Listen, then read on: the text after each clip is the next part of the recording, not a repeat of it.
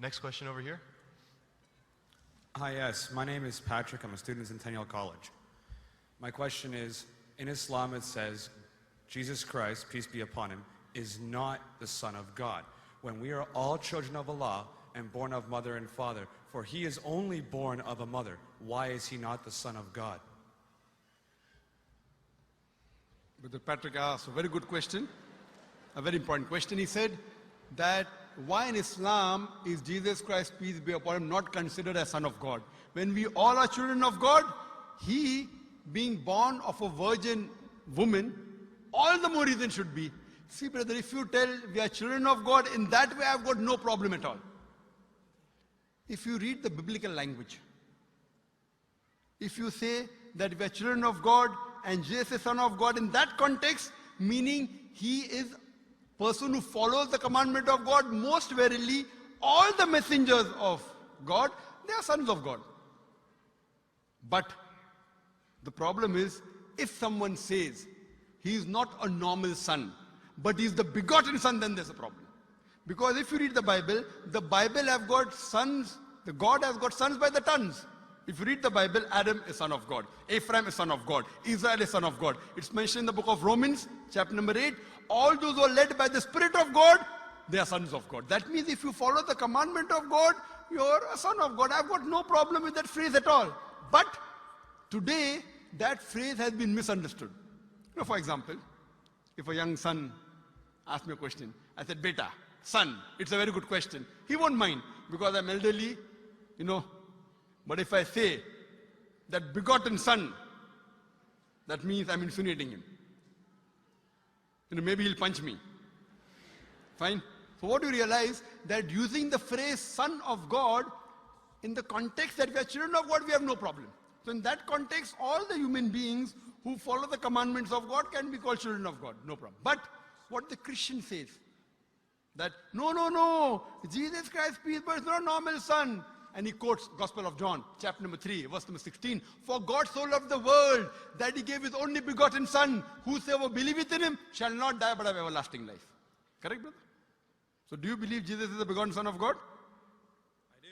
You believe, fine. Now this verse which I quoted, Gospel of John, chapter number 3, verse number 16, it's from King James Version. For God so loved the world that he gave his only begotten son. Whosoever believeth in him shall not die but have everlasting life.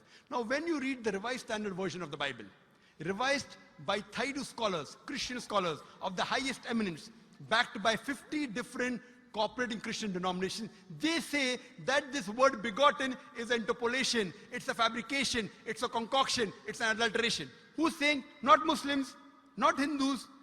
Thaidu Christian scholars of the highest eminence in the Revised Standard Version of the Bible, they say begotten is an interpolation. It's a fabrication, it's a concoction, and they're thrown out of the Bible. So if you say Jesus is Son of God, like Adam, like Ephraim, like Israel, I have no problem. The moment you say begotten, I want to ask you the question, what is the meaning of begotten? Brother, what is the meaning of begotten? You know, begetting is an animal act. It's the function of lower animals of sex. And when you say that he was born to Mother Mary, virgin, what are you insinuating? And if you say, because Jesus Christ, peace be upon him, is God or Son of God, because he was born to Mother Mary, Quran gives the reply in Surah Imran, chapter number 3, verse number 59.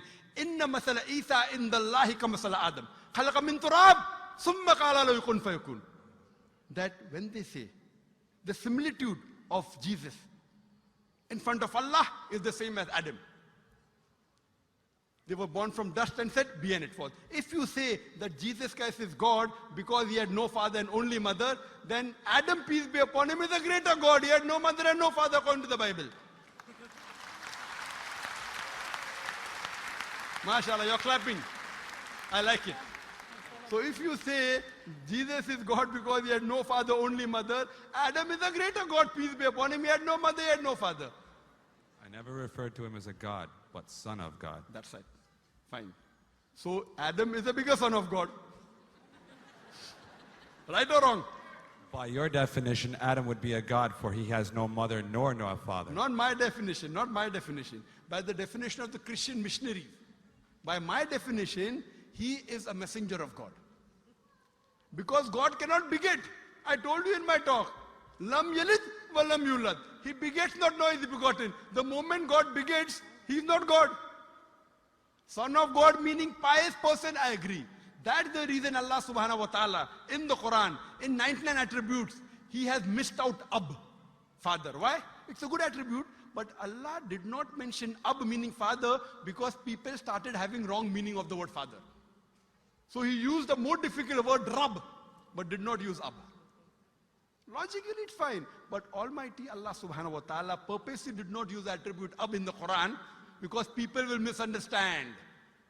That's the reason English-wise, saying Jesus is the Son of God, meaning messenger of God, I'm with you. But the moment you say begotten Son, I have objection. So you say Jesus is a messenger of God, I say peace be upon him after his name. So I respect Jesus Christ, peace be upon him, more than you, Brother Patrick. Because when I take his name, I have to say peace be upon him. If I do not say that, I'm wrong. So I love Jesus Christ, peace be upon him, more than you. I follow his teaching more than you. And if you want, I can prove it to you. That's a different argument, not for tonight. Sorry? That's a different argument and not for tonight. Okay, fine. I'll give you a few things. Jesus Christ, peace be upon him. Fine? If you read the Bible, he was circumcised on the 8th day. Fine? Majority of all the Muslims are circumcised, the Christians aren't. So if you say Christian means a person who follows the teachings of Jesus Christ, peace be upon him, then it's mentioned in the book of Leviticus, chapter number 11, verse number 7 to 8. It's mentioned in the book of Deuteronomy, chapter 14, verse number 8, you should not have pork. It's mentioned in the book of Isaiah, chapter 65, verse number 2 to 5, should not have pork. Muslims don't have pork, most of the Christians have pork. If you read the book of Ephesians, chapter number 5, verse number 18, in the book of Proverbs, chapter number 20, verse number 1, it says you should not have alcohol. Muslims as a whole don't have alcohol, most of the Christians have alcohol. If you say Christian means a person who follows the teachings of Jesus Christ, peace be upon him, we Muslims are more Christian than the Christians themselves. We love him. We respect him. If you say, I love Jesus Christ, peace be upon him, but don't follow his teachings, your love is false. We, therefore, mashallah, I love Jesus Christ, peace be upon him, more than most of the Christians. Because I follow his teachings, I respect him, I revere him. And Jesus Christ also said, in the Gospel of John, chapter number 16, verse number 11 to 14, I have many things to say unto you, but ye cannot bear them now. For he, when the Spirit of truth shall come, he shall guide you unto all truth. He was talking about Prophet Muhammad to come. So Jesus Christ, peace be upon him, said, you have to believe in the last and final messenger, Prophet Muhammad sallallahu alaihi wasallam. So even that way I'm following Jesus Christ, peace be upon him. I believe in Prophet Muhammad. Do you believe in Prophet Muhammad as the messenger of God? I do. MashaAllah. Now you're more closer to... Allahu Akbar. Allahu Akbar. Now he wants to say the Shahada, and then we will move on and say Ashhadu an la ilaha illallah, la ilaha illallah, illallah, illallah, wa ashhad an Muhammad, Rasulullah, Allah. I'm more excited than him. Allahu Akbar.